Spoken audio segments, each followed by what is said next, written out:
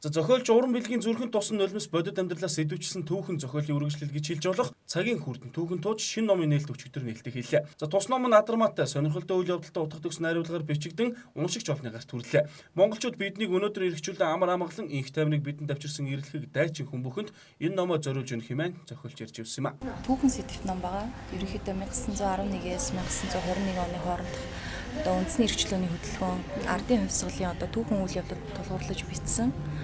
Тэгээд онцлог нь гэвэл ерөнхийдөө нөгөө бас орчин үеийн залуучуудын одоо бодол сэтгхүүг бол нэлээд шингээж өгсөн юм ном байгаа.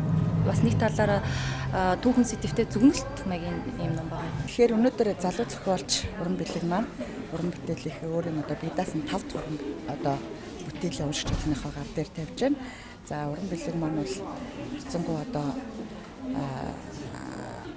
5 дахь бүтээл гэдэг нь өөрөө дотроо их олон төрөлтэй. Жишээлбэл удирдлагын ухааны 2 ном байх хэвээр, түүний нэг нь одоо Япон хэл дээр гарсан. За мөн одоо шүлгийн ер нь түүхэн бие даасан одоо 2 дахь туужин юм байгаа юм. Ингээд одоо нийт 5 дахь уран бүтээлээ одоо олонний өмнө дэлгэн тавьж байна.